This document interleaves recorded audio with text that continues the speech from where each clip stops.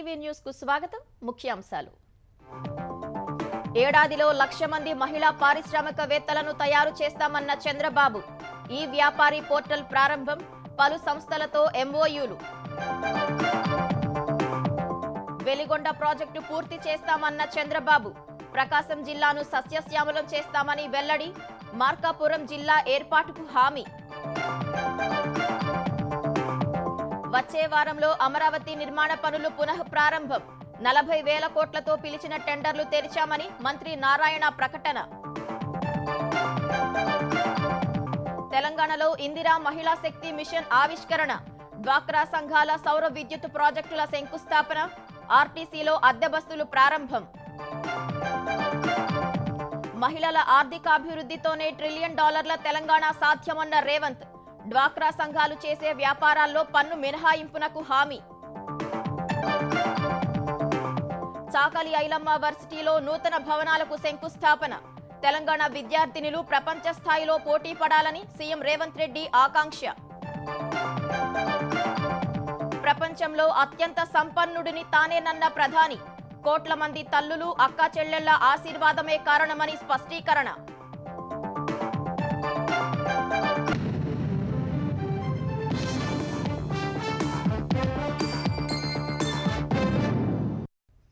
మహిళా సమానత్వం, సాధికారత, హక్కుల పరిరక్షణ కోసం తెలుగుదేశం పార్టీ మొదటి నుంచి కృషి చేస్తోందని ముఖ్యమంత్రి చంద్రబాబు ఉద్ఘాటించారు. ఏడాదిలో 1,00,000 మంది మహిళా పారిశ్రామికవేత్తలను తయారు చేయడం తమ లక్ష్యమని మార్కాపురంలో జరిగిన మహిళా దినోత్సవ సభలో తెలిపారు. ఒకప్పుడు జనాభాను నియంత్రించాలని చెప్పిన తానే ఇప్పుడు సమాజ హితం కోసం పెంచాలని చెబుతున్నట్లు తెలిపారు. వెలుగొండ పూర్తి చేసి ప్రకాశం జిల్లాకు నీళ్లు తీసుకొస్తానని, గోదావరి, కృష్ణా అనుసంధానంతో సస్యశ్యామలం చేస్తామని హామీ ఇచ్చారు. అరకు కాఫీ మరో స్టార్ బక్స్ కావాలని, ప్రతి గ్రామంలోనూ అవుట్లెట్స్ ఏర్పాటు కావాలని ఆకాంక్షించారు. ప్రకాశం జిల్లా మార్కాపురంలో అంతర్జాతీయ మహిళా దినోత్సవంలో పాల్గొన్న సీఎం చంద్రబాబు మహిళా రైడర్లకు ఈ బైకులు, ఈ ఆటోలు అందించే కార్యక్రమాన్ని ప్రారంభించారు. మహిళలు, పిల్లల భద్రతే లక్ష్యంగా శక్తి టీమ్స్ యాప్ ప్రారంభించారు. చేనేత ఉత్పత్తులకు మార్కెటింగ్ కల్పించడం కోసం చేనేత మహిళలకు అందించే చేనేత రథాన్ని ప్రారంభించారు. మహిళలు పండించే వ్యవసాయేతర ఉత్పత్తులకు ఈ-కామర్స్ ప్లాట్ఫామ్ ద్వారా మార్కెటింగ్ చేసేలా శిక్షణ కార్యక్రమాల వివరాలు అడిగి తెలుసుకున్నారు. తరువాత 1.5 లక్షల మంది మహిళలకు ఉచితంగా కుట్టు మిషన్లు పంపిణీ కార్యక్రమాన్ని ప్రారంభించారు. సెర్ఫ్ ద్వారా స్వయం సహాయక బృందాలకు బ్యాంక్ లింకేజీ రుణాలు, స్త్రీనిధి ద్వారా తక్కువ వడ్డీకి రుణాలు, చేనేత మహిళలకు ఉచితంగా నూలు పంపిణీ చేశారు. అనంతరం మహిళలతో ముఖాముఖి నిర్వహించిన సీఎం ప్రతి కుటుంబం నుంచి ఒక పారిశ్రామికవేత్త రావాలని ఆకాంక్షించారు. డ్వాక్రా, మెప్మా సంఘాలు ఎన్ని సవాళ్లు ఎదురైనా చెక్కు చెదరకుండా నిలిచాయని అన్నారు. అవసరమైతే లక్షల కోట్ల రుణాలు తీసుకునే స్థాయికి పొదుపు సంఘాల మహిళలు ఎదిగారని తెలిపారు. మహిళల ఆదాయాలు మరింత పెరిగేలా కొన్ని కొత్త విధానాలు తీసుకొస్తామని వివరించారు. ప్రతి ఒక్క డ్వాక్రా సంఘాలని లక్షాధికారులు చేయాలనే తప్ప వేరే ఆలోచన లేదు. ఇది చేస్తాను, మీరు గట్టిగా గాని ఈ కార్యక్రమాన్ని ఆశీర్వదించగలిగితే ప్రపంచంలో ఉండే వ్యక్తులందరూ ఆంధ్రప్రదేశ్కి వస్తారు. వస్తే మీరు సద్వినియోగం చేసుకోండి, సమయం కూడా లేదు. ఆంధ్రప్రదేశ్ లో మా డ్వాక్రా ఆడబిడ్డలు తయారు చేసే వస్తువులు ప్రపంచంలో ఎన్ని దేశాలు ఉన్నాయో అన్ని దేశాల్లో అమ్మే పరిస్థితి రావాలి. ఇలాంటి వ్యవస్థలను ఈరోజు ఒక 25 వ్యవస్థలు తీసుకొచ్చాం. నా ఆలోచన ఒకటే, ఈ ఒక్క సంవత్సరంలో మహిళల్లో ఆంటర్‌ప్రెన్యూర్స్ గా తయారు చేయాలనేది నా ఆలోచన. నేనేదో 47 చెప్పి అరుంధతి నక్షత్రాన్ని చూపించడం లేదు. నేను చెప్పేది మీ అందరికీ జరిగే పనులే చెప్తా, చేసి చూపిస్తాను. రాష్ట్ర, దేశ భవిష్యత్తును దృష్టిలో ఉంచుకుని సంతానాన్ని పెంచే బాధ్యతను ప్రజలు తీసుకోవాలని చంద్రబాబు పునరుద్ఘాటించారు. ప్రభుత్వ ఉద్యోగులకు 2 వరకే ప్రసూతి సెలవులు ఉన్నాయని, ఇప్పటి నుంచి ఎంతమంది పిల్లలున్నా ప్రసూతి సెలవులు ఇస్తామన్నారు. వెలిగొండ ప్రాజెక్టుకు గోదావరి, కృష్ణా జలాలను తీసుకొచ్చి పశ్చిమ ప్రకాశం ప్రాంతాన్ని సస్యశ్యామలం చేస్తామని చంద్రబాబు స్పష్టం చేశారు. మొన్న వచ్చిన ఆయనే వేసినట్టు చెప్పాడు, వాళ్ళ నాన్న వేసినట్టు చెప్పాడు. కాదు, నేనే ఫౌండేషన్ వేసా, మళ్ళీ నేనే ప్రారంభం చేసి నిజమైన నీళ్లు మీకు ఇస్తా. మామూలు ఒట్టొట్టి డ్రామాల నీళ్లు కాదు. భవిష్యత్తులో గోదావరి నీళ్లు వెలుగొండ ప్రాజెక్టు ద్వారా ఈ జిల్లాలకు, ఈ తాలూకాలకు నీళ్లు ఇచ్చే బాధ్యత నాదని మీకు తెలియజేస్తున్నా. ఒక పక్క గోదావరి నీళ్లు, ఇంకో పక్క కృష్ణా నీళ్లు కూడా తాగిస్తాం. రెండు కూడా అనుసంధానం చేసి ఈ ప్రాంతాన్ని సస్యశ్యామలం చేస్తాం. అరకు కాఫీని అంతర్జాతీయ బ్రాండ్ గా తయారు చేసేందుకు ప్రభుత్వం అన్ని విధాలా సహాయం చేస్తుందని చంద్రబాబు అన్నారు. కాఫీ స్ఫూర్తితో వినూత్న ఉత్పత్తులను మార్కెటింగ్ చేస్తున్న విశాఖకు చెందిన రామ్ కుమార్ వర్మను అభినందించారు. ఆయన సహకారంతో అరకు కాఫీని ఊరూరా రుచి చూపిస్తామని అన్నారు. అనంతరం ప్రకాశం జిల్లా మార్కాపురం టీడీపీ నేతలు కార్యకర్తలతో సమావేశమైన చంద్రబాబు అసెంబ్లీ ఎన్నికల వేళ ఇచ్చిన హామీ మేరకు మార్కాపురాన్ని ప్రత్యేక జిల్లాగా ఏర్పాటు చేస్తామని స్పష్టం చేశారు.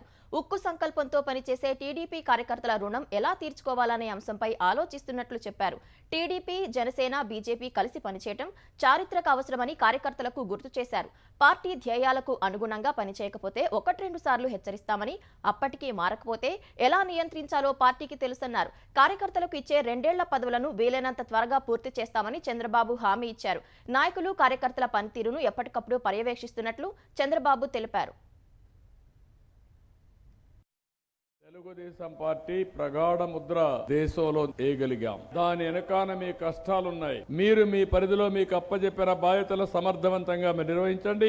మిమ్మల్ని పైకి తీసుకొచ్చే బాధ్యత పార్టీ అధ్యక్షుడిగా నేను తీసుకుంటా. కొంతమంది నాయకులు వైఎస్ఆర్ కాంగ్రెస్ నాయకులతో లాలూచీ పడ్డారు. నేను ఆ విషయమే చెప్పాను. లాలూచీ పడి రాజకీయాలు చేస్తే మాత్రం సహించనంటే వైఎస్ఆర్ కాంగ్రెస్ పార్టీ గింజుకుంటున్నారు. అంటే మీ పార్టీతో లాలూచీ పడాలా మా వాళ్ళు? మీతో లాలూచీ పడి ప్రాణాలు పోగొట్టుకున్న కార్యకర్తలకు కాకుండా మీకు పనులు చేయాలా? మేము పదే చెప్తా, 1 టైం ఎమ్మెల్యే కాదు, 1 టైం ఎంపీ కాదు, శాశ్వతంగా ఎమ్మెల్యేలుగా ఉండాలి, ఎంపీలుగా ఉండాలి. అదే పార్టీ ధ్యేయం.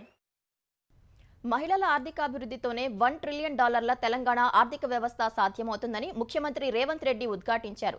మహిళా దినోత్సవం సందర్భంగా సికింద్రాబాద్ పరేడ్ గ్రౌండ్ సభలో పాల్గొన్న సీఎం 1 కోటి మంది మహిళలను కోటీశ్వరులను చేయాలన్న లక్ష్యానికి అనుగుణంగా రూపొందించిన ఇందిరా మహిళా శక్తి మిషన్ ను ఆవిష్కరించారు. మహిళా సంఘాలు ఏర్పాటు చేయనున్న సౌర విద్యుత్ ప్లాంట్లకు వర్చువల్ గా శంకుస్థాపన చేశారు. ఆర్టీసీలో మహిళా సంఘాల అద్దె బస్సులను జెండా ఊపి ప్రారంభించారు. పూర్తిగా మహిళలే నిర్వహించేలా 31 జిల్లాల్లో పెట్రోల్ బంకులు ప్రారంభించేందుకు చమురు సంస్థలతో ఒప్పందాలు చేసుకున్నారు. తెలంగాణలోని 2,లక్షల80,552 మహిళా సంఘాలకు వడ్డీ లేని రుణాల కోసం 22,794 కోట్ల చెక్కును అందజేశారు.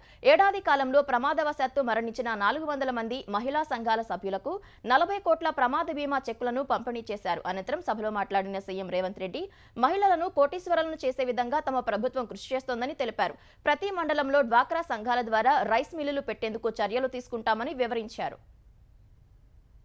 అంతర్జాతీయ వేదికల్లో, జాతీయ వేదికల్లో నేను పదే మాట్లాడిన మా తెలంగాణ రాష్ట్రం $1 ట్రిలియన్ ఎకానమీని ఈ రోజు సృష్టించబోతున్నామని, అది నా శక్తి మీద విశ్వాసంతోనో, నా పనితనం మీద నమ్మకంతోనో కాదు.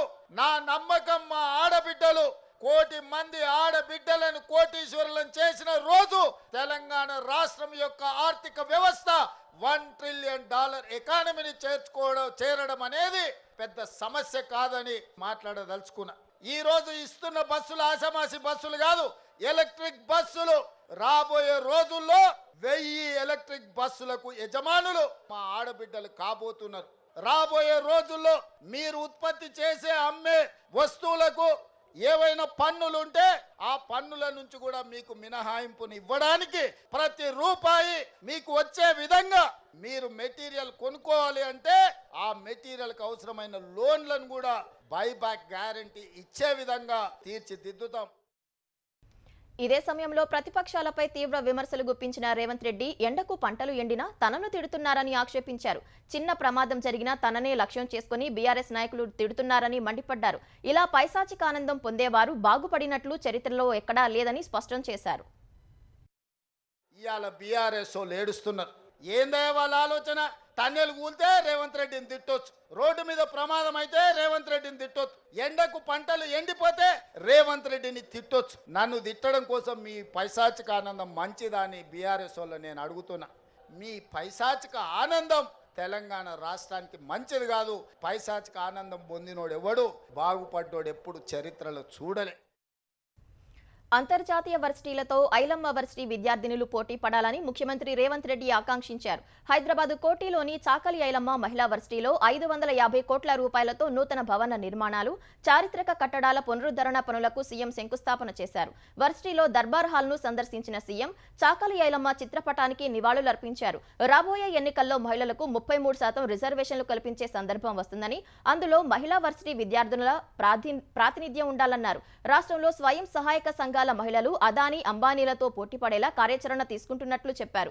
చదువుల్లో రాణించి రాష్ట్రానికి పేరు తీసుకురావాల్సిన బాధ్యత విద్యార్థులదని సీఎం పేర్కొన్నారు. తెలంగాణ సహా మహబూబ్ నగర్ దేశానికి తలమానికంగా నిలవబోతోందని రైల్వే శాఖ మంత్రి అశ్విని వైష్ణవ్ అన్నారు. మహబూబ్ నగర్ జిల్లా దివిటిపల్లిలోని అమర్ రాజా బ్యాటరీ తయారీ పరిశ్రమలో గిగా ఫ్యాక్టరీ 1 కి తెలంగాణ పరిశ్రమల శాఖ మంత్రి శ్రీధర్ బాబుతో కలిసి అశ్విని వైష్ణవ్ శంకుస్థాపన చేశారు.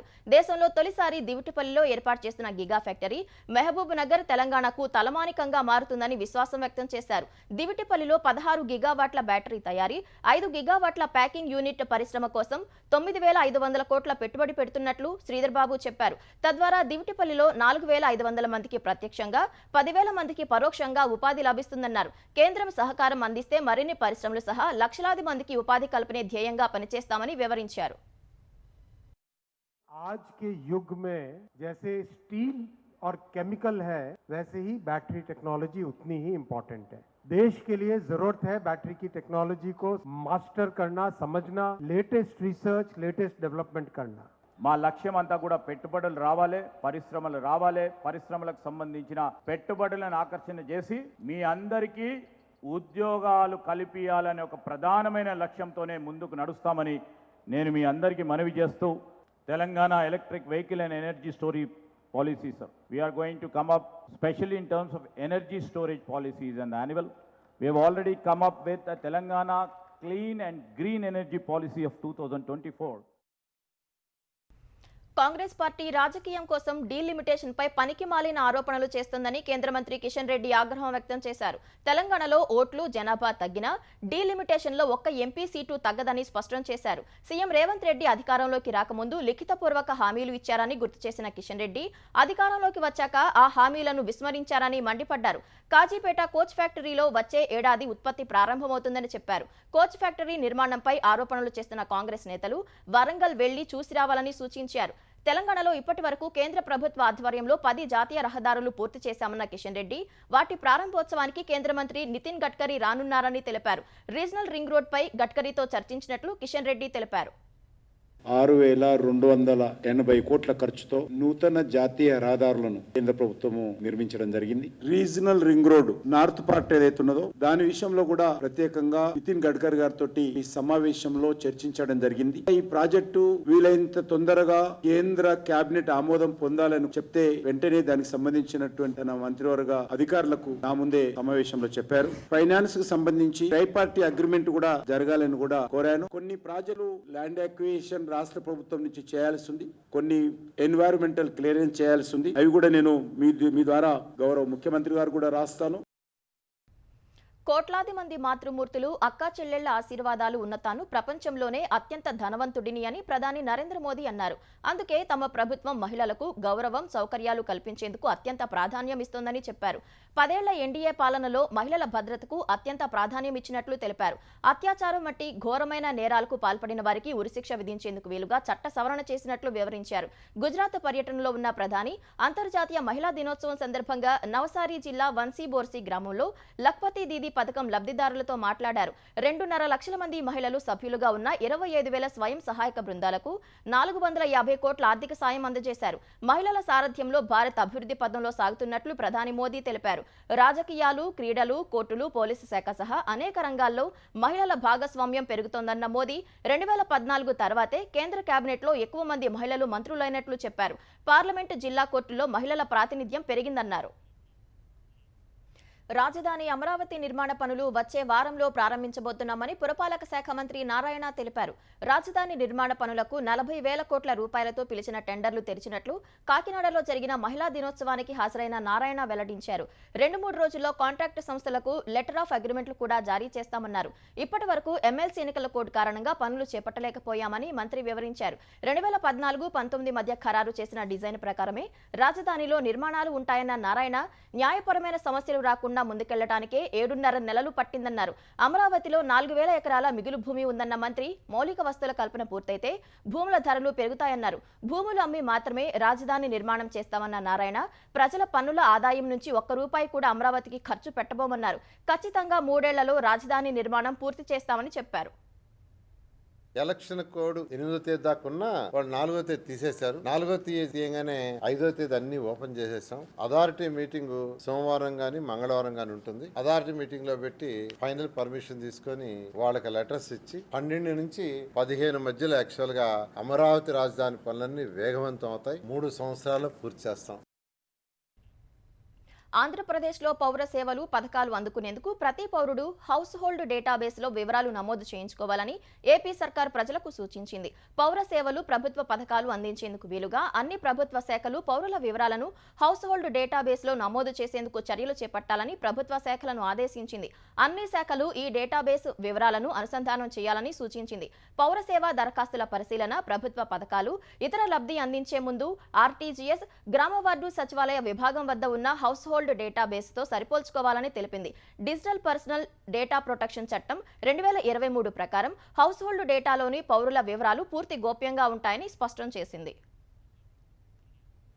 సినీ నటుడు పోసాని కృష్ణమురళికి Vijayawada chief metropolitan magistrate court ఈ నెల 20 వరకు రిమాండ్ విధించింది. జనసేన నేత బాడిత శంకర్ ఫిర్యాదుపై విజయవాడ భవానీపురం పోలీసులు నమోదు చేసిన కేసులో ఈ మేరకు రిమాండ్ విధించింది. CM Chandrababu, deputy CM Pawan Kalyan, మంత్రి లోకేష్ సహా కూటమి నేతలు మీడియా ప్రతినిధులపై అనుచిత వ్యాఖ్యలు చేశారన్న ఫిర్యాదుపై వివిధ సెక్షన్ల కింద కేసు నమోదు చేసిన పోలీసులు దర్యాప్తు చేపట్టారు. ఇందులో భాగంగా కర్నూలు జైల్లో రిమాండ్ ఖైదీగా పోసానిని ట్రాన్సిట్ వారెంట్పై విజయవాడ తరలించి న్యాయమూర్తి ఎదుట హాజరుపరిచారు. ఈ విచారణలో తనపై అక్రమంగా కేసులు పెట్టారన్న పోసాని ఒకే విధమైన కేసులతో అన్ని ప్రాంతాలు తిప్పుతున్నారని చెప్పారు. గుండె జబ్బు, పక్షవాతం వంటి రుగ్మతలు ఉన్నందున బెయిల్ ఇవ్వాలని కోరారు. ఈ వాదనలను తోసిపుచ్చిన కోర్టు పోసానికి రిమాండ్ విధించింది. తిరిగి కర్నూలు జైలుకు తరలించాలని ఆదేశించింది. రాష్ట్ర ప్రయోజనాల కోసం పార్టీలకు అతీతంగా అందరం ఏకం కావాలని తెలంగాణ ఉప ముఖ్యమంత్రి భట్టి విక్రమార్క అన్నారు. కేంద్రం నుంచి రాష్ట్రానికి రావాల్సిన నిధులు, ప్రాజెక్టులు రాబట్టడం కోసం ప్రజాభవన్లో ఎంపీలతో భట్టి సమావేశం నిర్వహించారు. కేంద్రం నుంచి రావాల్సిన నిధుల కోసం పోరాడాల్సిన అవసరం ఉందని తెలిపారు. రాష్ట్రానికి లబ్ధి చేకూరేలా అవసరమైతే పార్లమెంటు సమావేశాల్లో వాయిదా తీర్మానం ఇచ్చే అవకాశాలను ఎంపీలకు వివరించామని చెప్పారు. సమావేశానికి రాని వారికి కూడా వివరాలు అందజేస్తామని, మరోసారి సమావేశం ఏర్పాటు చేయడానికైనా సిద్ధంగా ఉన్నామని భట్టి స్పష్టం చేశారు. పార్లమెంట్ సమావేశాలు జరిగేటప్పుడు కూడా ఢిల్లీలో రెసిడెంట్ కమిషనర్ కార్యాలయం నుంచి, స్పెషల్ రిప్రజెంటేటివ్ కార్యాలయం నుంచి గౌరవ పార్లమెంట్ సభ్యులందరికీ ఏ కార్యక్రమాలని కేంద్ర ప్రభుత్వం నుంచి అడిగాము, ఇక్కడ ఏమేమి పెండింగ్ ఉన్నాయనేటువంటి సమగ్రమైన సమాచారాన్ని కంపారిటివ్ స్టేట్మెంట్స్ తో సహా ఏ రాష్ట్రాలకు ఎవరెవరు పొందుతూ ఉన్నారు, మన రాష్ట్రానికి ఎందుకు మనం పొందలేకపోతా ఉన్నటువంటి అంశాలతో సహా వారికి ఆ సమాచారం నిక్షిప్తం చేసి అందించడం కోసం కావాల్సిన వ్యవస్థను కూడా పూర్తిగా ఏర్పాటు చేయమని రాష్ట్ర ప్రభుత్వ అధికారులు అందరికి కూడా ఆదేశాలు ఇవ్వటం, తదనుగుణంగా ఈ సమావేశాన్ని ఏర్పాటు చేయడం జరిగింది. ముందస్తుగా నిర్ణయించిన కార్యక్రమాల్లో పాల్గొనాల్సి ఉన్నందున రాష్ట్ర ప్రభుత్వం నిర్వహించే ఎంపీల సమావేశానికి బీజేపీ హాజరు కావటం లేదని కేంద్ర మంత్రి, ఆ పార్టీ తెలంగాణ అధ్యక్షుడు కిషన్ రెడ్డి తెలిపారు. ఈ మేరకు ఉప ముఖ్యమంత్రి భట్టి విక్రమార్కకు లేఖ రాసిన కిషన్ రెడ్డి, ప్రాధాన్యత కలిగిన ఇలాంటి సమావేశాల్లో కీలకమైన అంశాలపై చర్చ జరిగేందుకు కనీస సమయం అవసరమని పేర్కొన్నారు. బీజేపీ ఎంపీలందరికీ నిన్న రాత్రి ఈ సమాచారం అందిందని, నేడు మహిళా దినోత్సవం కారణంగా ఎంపీలందరికీ వారి నియోజకవర్గాల్లో పలు కార్యక్రమాలు ఉన్నాయన్నారు.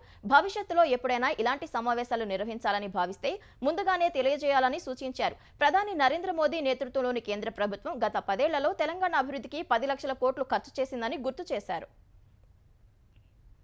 ఎస్ఎల్బీసీ సొరంగంలోని చివరి 50 మీటర్లలో సహాయ చర్యలు చేపట్టేందుకు ఆటంకాలు ఎదురవుతున్నాయని తెలంగాణ నీటిపారుదల శాఖ మంత్రి ఉత్తమ్ కుమార్ రెడ్డి అన్నారు. అక్కడ తవ్వకాలు చేపడితే రెస్క్యూ బృందాలకు కూడా ప్రమాదం పొంచి ఉన్నందున రోబోల సాయం తీసుకుంటామన్నారు. టన్నెల్ వద్ద సహాయ చర్యలను సమీక్షించిన మంత్రి టీబీఎం నమూనాను పరిశీలించారు. ప్రమాద సమయంలో 8 మంది ఎక్కడ చిక్కుకొని ఉంటారు, వారిని వెలికి తీయడం ఎలా అనే అంశంపై ఉన్నతాధికారులతో సమీక్షించారు. సొరంగాల నిర్మాణాలు, సహాయ చర్యల్లో పాల్గొన్న నిపుణుల సూచనలు, సలహాల ఆధారంగా ముందుకెళ్తున్నట్లు మంత్రి చెప్పారు. రేపటి నుంచి సహాయ చర్యల్లో రోబోలను వినియోగిస్తామని వివరించారు. కేరళ నుంచి వచ్చిన జాగిలాలతో అన్వేషిస్తే సొరంగంలో ఒకే చోట 3 ఉన్నట్లు కొన్ని ప్రాంతాలను గుర్తించామని తెలిపారు. దిగుమతులపై విధిస్తున్న సుంకాలను భారత్ గణనీయంగా తగ్గించిందని అమెరికా అధ్యక్షుడు డొనాల్డ్ ట్రంప్ అన్నారు. అధిక సుంకాలను విధిస్తున్నట్లు తాను చెప్పినందునే భారత్ దిగివచ్చిందని తెలిపారు. అమెరికా ఎగుమతులపై భారత్ భారీగా టారిఫ్లు విధించేదన్న ట్రంప్, భారత్లో వస్తువులను అమ్మలేమని, వ్యాపారం కష్టతరమని ట్రంప్ మూడోసారి ఆరోపించారు. అమెరికా వాణిజ్య శాఖ మంత్రితో చర్చలు జరిపేందుకు కేంద్ర వాణిజ్య మంత్రి పీయూష్ గోయల్ వాషింగ్టన్ వెళ్లిన వేళ ట్రంప్ ఈ వ్యాఖ్యలు చేశారు. మరోవైపు 2 దేశాల మధ్య ప్రతిపాదిత ద్వైపాక్షిక వాణిజ్య ఒప్పందం BTA అమల్లోకి వస్తే ఇరువురికి ప్రయోజనకరమని విదేశాంగ శాఖ ప్రకటించింది. రెండు ప్రభుత్వాలు బీటీఏపై చర్చలను ముందుకు తీసుకెళ్లడంపై దృష్టి పెట్టాయని అధికార ప్రతినిధి రణధీర్ జైస్వాల్ తెలిపారు. అది సాకారమైతే టారిఫ్ల అడ్డంకులు తొలగిపోతాయన్నారు.